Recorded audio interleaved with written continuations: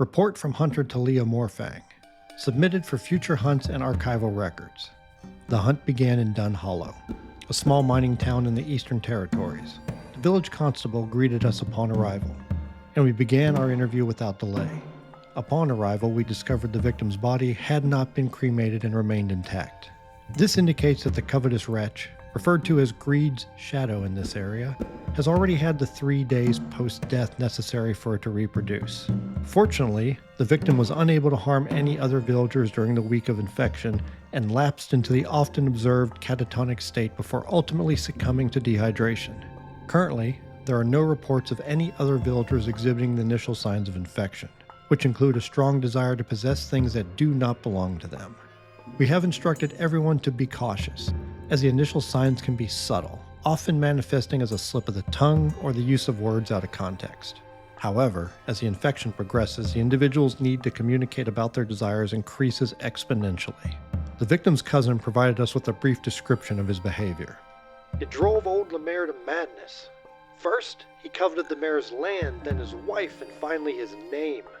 Within a week, he became silent, refusing to eat or drink, and just sitting there, staring at something only he could see.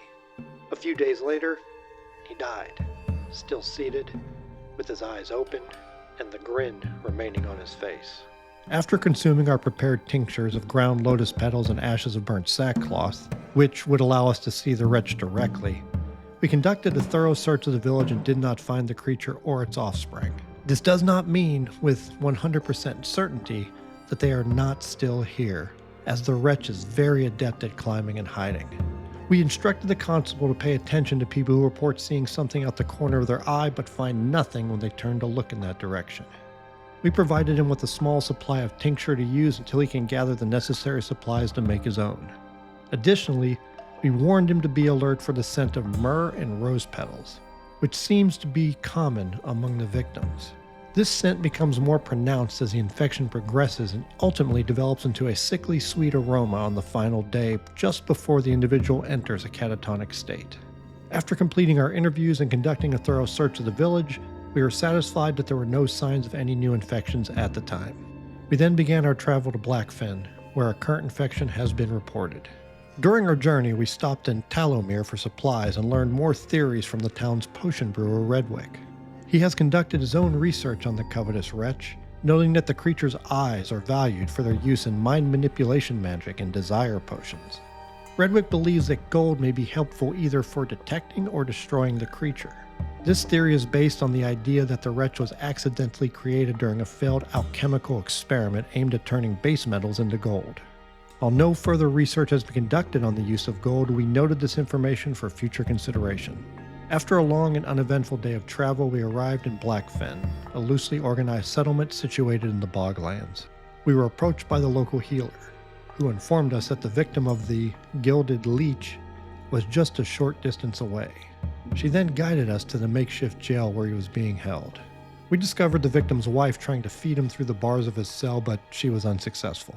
Tamsin, the victim, sat quietly on a bench, eyes closed, and his face appeared relaxed and serene. He did not respond to attempts at communication and showed no reaction to painful stimuli. We were informed that Tamsin had been exhibiting increasingly erratic behavior over the past week, often trying to take items that did not belong to him. During one of these attempts, he was confronted by Edric Thorne, the potter.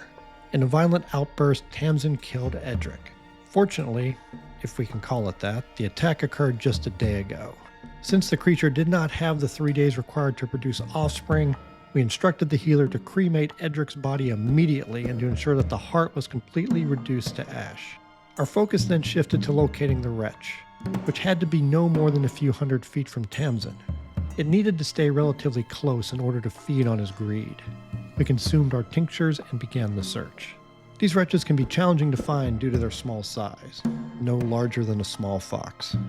They are skilled climbers and prefer to hide in tight spaces until their victim perishes. We began our search in all the obvious locations, knowing that the creature cannot sever its connection to its victim. If it does, it will perish unless it finishes feeding.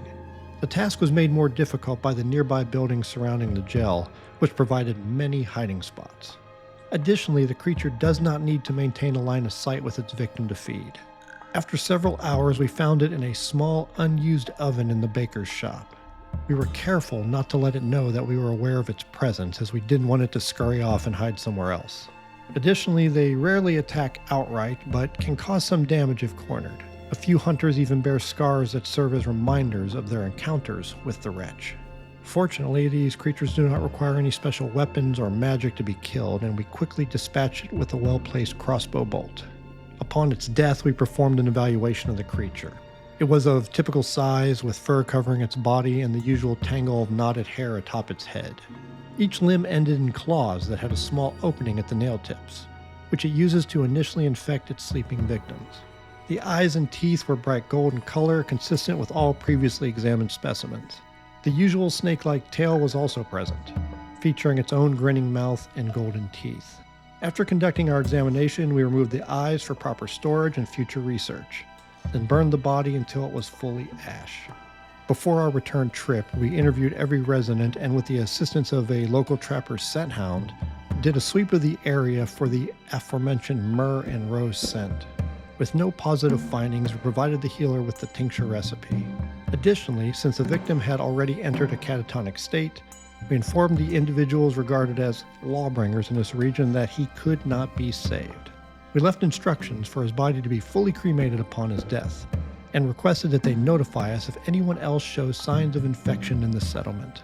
With our hunt complete, we returned to the guild, filed this report, and await further orders. Signed, Hunter Talia Morfang.